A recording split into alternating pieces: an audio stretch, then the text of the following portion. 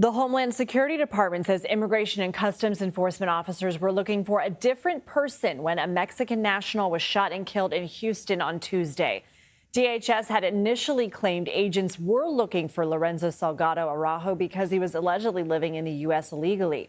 The department says an officer fired at the 52-year-old father after he allegedly ignored multiple verbal commands and attempted to ram an officer who fired his weapon in supposed self-defense, though they haven't provided evidence of that yet.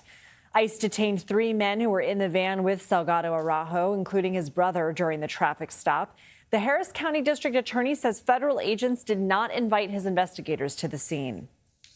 Look, when someone in our community loses their life at the hands of law enforcement, that is the ultimate breach of trust with our community. And if we aren't transparent, if the people don't believe that we are actively investigating and holding ourselves and law enforcement accountable, we will lose that trust so quickly. And that's what you're seeing right now. CBS News reporter Shawna Mizelle was at that press conference in Houston and joins us now. Shawna, the Democratic Houston mayor was at that press conference saying this is the most egregious case he's ever seen. What more do we learn about the shooting and about Salgado Araujo? Hey, Lindsay, you're absolutely right. A very tragic case, and new details are emerging even today, just days after that shooting took place.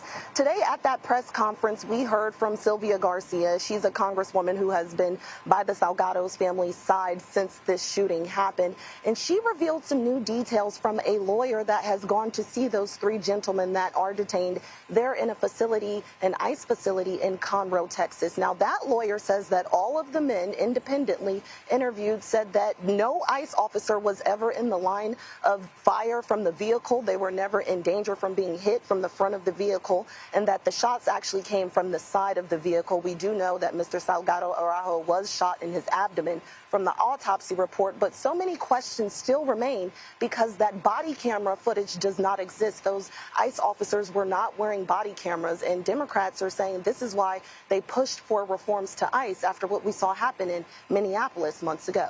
And this latest shooting has sparked a significant response in Mexico, too, right? That's absolutely right. The Mexican president, Claudia Sheinbaum, said that she is going to look for legal avenues to pursue because this was a Mexican national. He had been in the United States for 35 years. His family says he was a hardworking man who did achieve the American dream. He sent his kids to college. He built his own home. He worked in construction and woke up every day at 5 a.m. Then he went to pick up his coworkers. That's what he was doing on the day of this shooting. But the Mexican president says that the only crime that this man committed was not having papers. He had been in the U.S. for 35 years, as I said, with no criminal record. Lindsay. Shawna Mizelle, thank you.